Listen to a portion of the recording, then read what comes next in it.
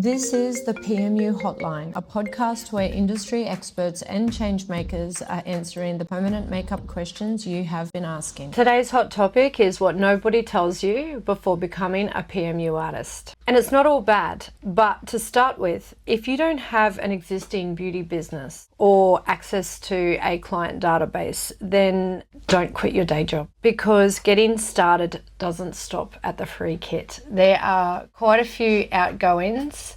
There is inconsistent revenue, cash flow, and you need something reliable to support your lifestyle, overheads, whatever, while you are starting as a PMU artist. Well, the initial cost for most artists will be in their training. Yeah. So they'll go in, they'll invest in their training. You may or may not get equipment with that training depending on where you go. Even if you are given a kit, there'll still be salon supplies for your setup. Say, for example, your bed, and all of those big costs. And Vivian would know as a PMU supplier. In saying that, so you'll have those initial costs, but you would want to invest where you have to at that stage and limit your buying. You don't need every pigment colour to start off with. And I think that's what a lot of us get excited about when we first start, is the buy-in, because many of us really love shopping. And when you feel like you're shopping for business, you kind of cancel it out as free shopping. But yeah, something's got to fund that. And it is a better decision to allocate those resources, if you have the money, to helping manage your cash flow while you are building up your business. Yeah. There are a lot of free resources that a lot of us don't know about, especially when we enter the world of PMU, because there's a lot of businesses out there selling us the dream,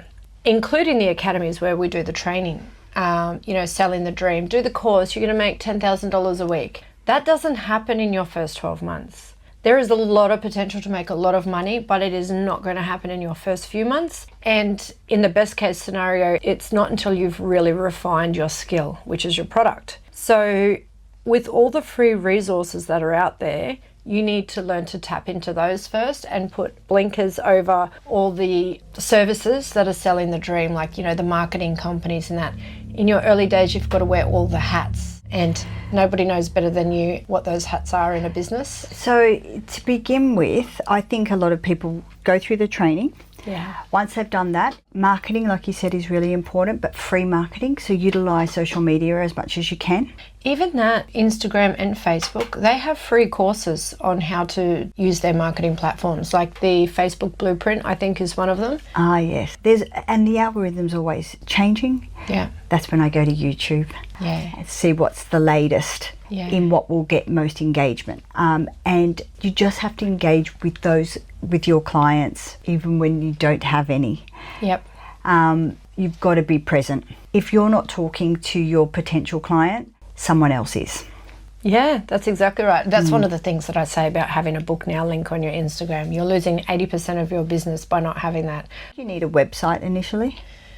You do need a website, but it doesn't need to be a big fancy powerhouse. It does need to have the essential information, because unless you want to be texting back and forth every time a client has a question, which that is a huge expense in time and resources in itself, you need to have links on a page one that covers your terms of service, especially if you're taking booking deposits, but also just being able to show potential clients or business owners that are referring you clients what your service is, what it does, what are the requirements to get the service done. So it's just a few simple pages that you need in the beginning, and then once your business grows and your resources grow, that's when you can sort of really splash out and get a big powerhouse website. One of the other things that I think a lot of us who aren't from the PMU industry initially, and we're just entering into it from another industry, have to somehow promote our services. And one of the ways that I did it in the early days, because I come back from a finance industry, so I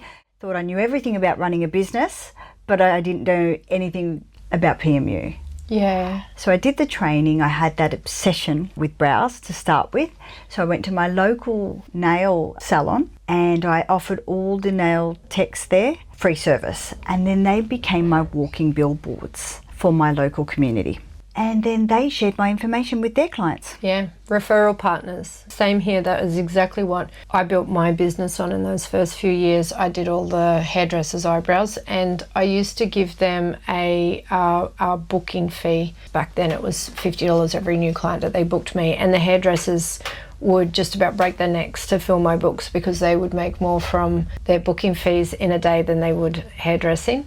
So we weren't discounting as such. No, yeah. So you know what else I was going to mention on that note? So there's a lot more than just doing the PMU as a PMU artist. You have to wear the hats of sales and marketing, operations, financials. So it's basically you are running a business, and most people are really good at their skill or one or the other, but not good at everything. You have to become good at everything. The best way to do that is in your early days, if you don't have $1 million.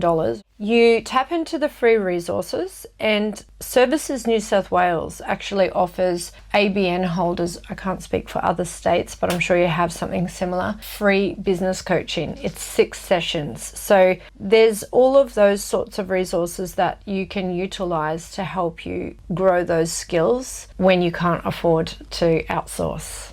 The other thing as well that I would strongly recommend to new artists before starting the business is not to pigeonhole yourself into a business name that is just exclusive to a service, because it inhibits your ability to expand and grow. So if you call yourself Fluffy Brows by Sarah, then that eliminates, other services, lash lifting, lip tattooing, eyeliner tattooing. You might want to get into SMP. And if you grew your team and all the other team members who aren't Sarah, you know what I mean? Like, it really pigeonholes you. Yeah, and that's where a lot of artists go in thinking with the mindset that this is just a sole trader type of business, a one-man band. Yeah. But really, you've got the potential, if you later on want to scale your business and have a team, you can also do that. But that's totally in your control. So you can take the PMU business in a direction of where it's just you're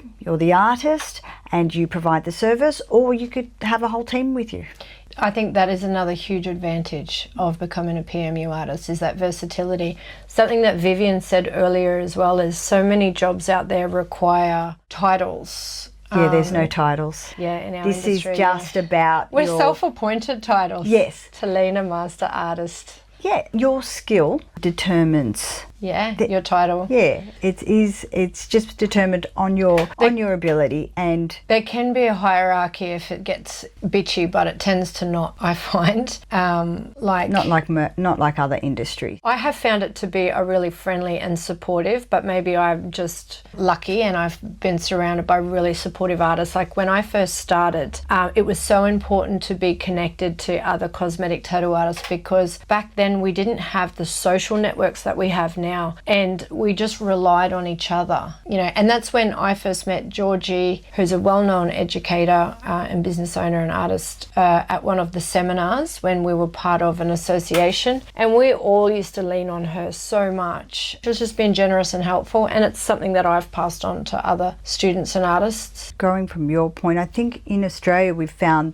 that we've got a tight community. And so I want new artists to know that they're not alone. Often you walk in, you may feel alone once you've finished your training. But then you were talking about once you finish your training, you're at the beginning. Well, you become a self-appointed apprentice is I think how you described it. Yes, I did, yeah. You need to give yourself a period of time that you put yourself through a self-appointed apprenticeship, where you give yourself a grace period of learning and connecting and making mistakes, but not on people, on latex or whatever, or mistakes if it is going to be on people, then ones that can be fixed. So because initially when you train, you won't have exposure to every single different skin type, and that will come with time, and you'll experience what to do in those different situations as you come across them. But there is no training that could possibly cover everything you'll encounter. Maybe except for ours, which is an ongoing unlimited program.